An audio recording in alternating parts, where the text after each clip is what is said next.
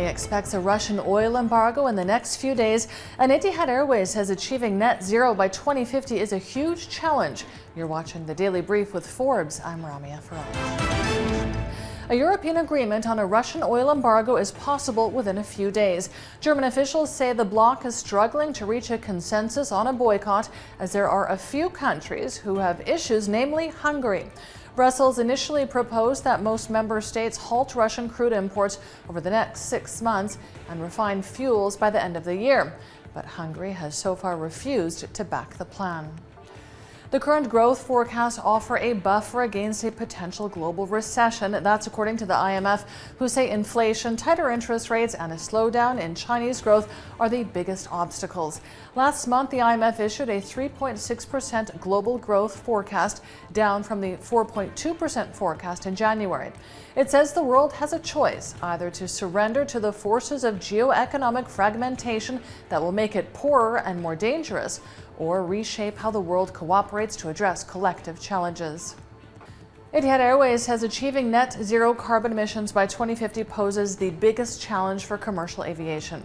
Last year, the International Air Transport Association pledged carbon neutrality by 2050, which is also a target of the UAE and several other countries.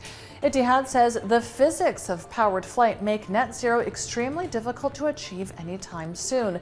The aviation industry is among the fastest growing sources of greenhouse gases, with airlines looking at hydrogen-fueled aircraft to reduce CO2 emissions.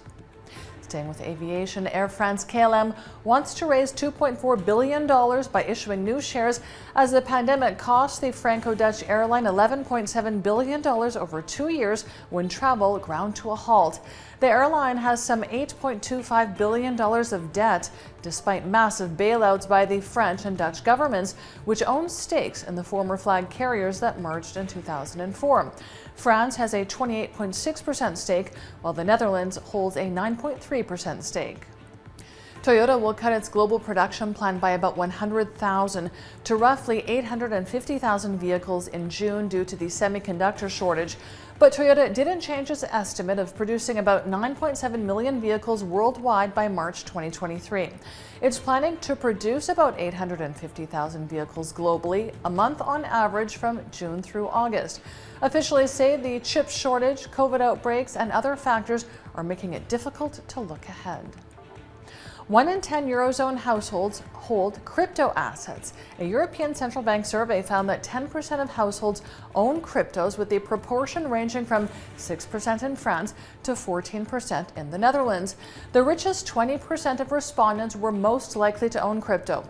Meanwhile, a greater proportion of lower-income households own digital coins than those in the middle ground. Young adult males and highly educated respondents were more likely to invest in crypto assets. American cybersecurity software firm Semperis has raised over $200 million in a funding round led by private equity firm KKR & Co. Inc. at a valuation substantially higher than in its previous round.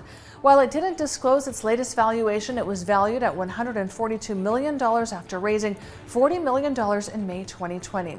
The identity security company says it's seen robust growth as enterprises invest in security solutions for remote work environments. London's long-delayed and over-budget Crossrail finally opened to passengers today, offering faster journeys from Heathrow Airport and Berkshire in the west to Essex in the east through a series of new long underground tunnels. The railway, which has been renamed the Elizabeth Line in honor of Queen Elizabeth, is expected to carry 200 million people annually and will raise London's rail capacity by 10%. Construction started more than 12 years ago on what was then Europe's biggest infrastructure project.